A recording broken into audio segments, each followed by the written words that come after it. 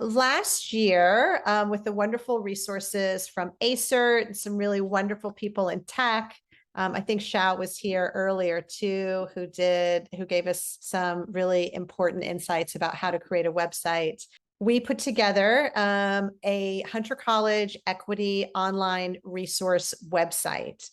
And the purpose of this website was to provide a plethora of material around how we can think about issues of justice, equity, diversity, and inclusion when it comes to our coursework as faculty, part-time and full-time.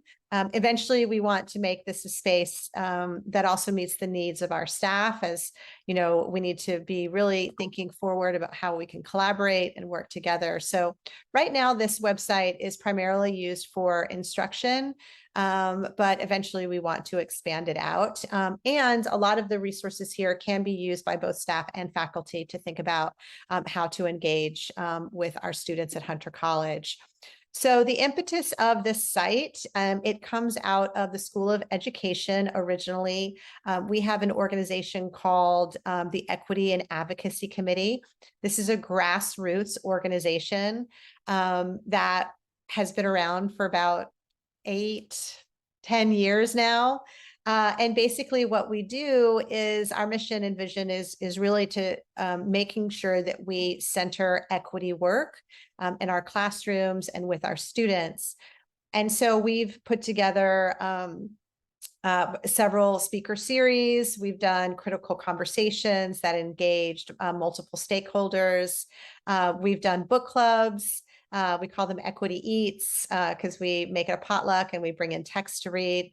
And we've also done some critical friends protocols, and we've done that through ACERT as well. And basically faculty have an opportunity to bring in a syllabus or an assignment, or even just an idea on a Post-it note that they want to workshop with peers. And some of you that are out there now have been to these camp. They're basically like 2-hour workshops where we get to share the great things that we're doing and then get some feedback about ways to be more critical thinking and critical minded when it comes to equity and justice and inclusion within our classroom. As far as who was involved, it was several members from the Equity and Advocacy Committee. I was spearheading the work, and then recruited some people to help out with resources, finding resources. We put all of those into an Excel spreadsheet.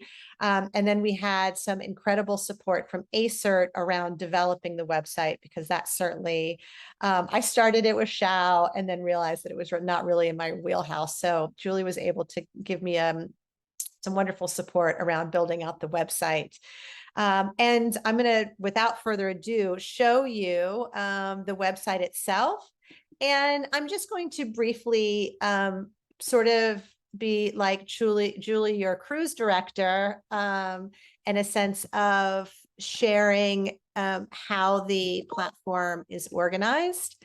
And then, I would recommend, I recommended this to other folks in the past, that there is a ton of information on this site. I mean, there's just so much, there's so many resources out there that I would recommend maybe just setting aside 30 minutes a week, just 30 minutes a week to read or watch or listen to one particular area that you want to develop as an instructor here at Hunter. So you can see that we've organized the website into 3 areas. The first area is around personal development. So before we can even consider doing work around equity, justice, diversity, and inclusion, we really have to think about ourselves and be reflective of ourselves. And so the first big area is really around our own personal development. So what does it mean to reflect on our own identities and communities? And how can we start to build our knowledge around issues of anti-racism, justice, diversity, and inclusion? So when you click on that site, if that's an area that you want to develop, you'll see those 2 areas there, self-reflection and knowledge building. And you can just click on one of those there. And what you'll see is a variety of resources. There are resources that you can read.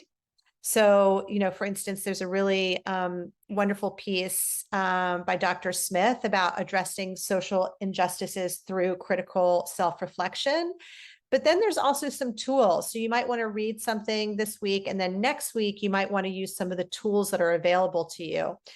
As an example, we've got the Harvard project on implicit bias that offers some self-assessment tools to think about what your own biases are. You'll see a self-assessment that the School of Ed created that asks educators to think about justice, equity, diversity, and inclusion in their own lives. You'll see other toolkits that range from anti-racism to social emotional learning.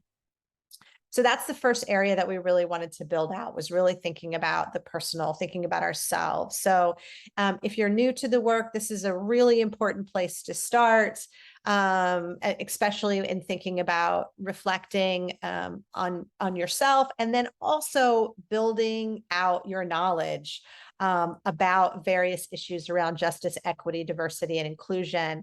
And we've offered a range of different modalities. So you can read some things, or maybe on your commute into work, you can listen to some podcasts, or you can download some videos and watch those as ways to think about your own personal development. The second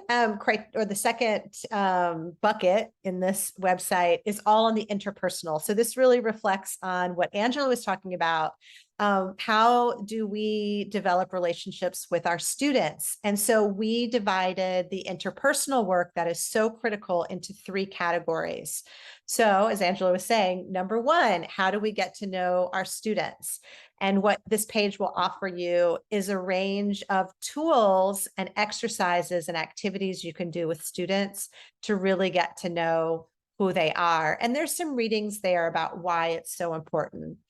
The second part in this section is around establishing relationships. So how do we not just get to know our students, but how can we actually build positive student-teacher relationships and also student-student relationships? So how do we get young people working together, as Angela was saying, was so important. And then the third piece is building community. So this offers a lot of resources around how you can build community. So creating spaces that are both brave and space for really critical conversations. And then the final and third piece is on pedagogy. So Angela offered us a ton of really wonderful ideas for the classroom. And to build on that, this final third bucket is all around pedagogies. And this is organized into 3 areas.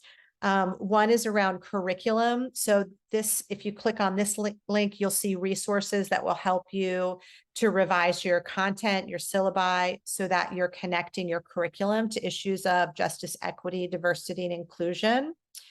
The second part of this bucket is around instructional methods.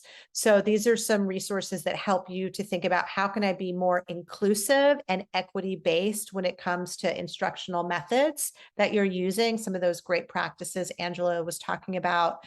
And then the final one is around assessment. So really rethinking, what are the assessments that I'm asking students to do in order to demonstrate their knowledge? And what we have for you are a series of tools, readings. You'll see here, there's a podcast on reframing assessment to center equity, but there are tons of other resources that you can look to and refer to, from books to podcasts to videos, to really think about the assessments that you're using.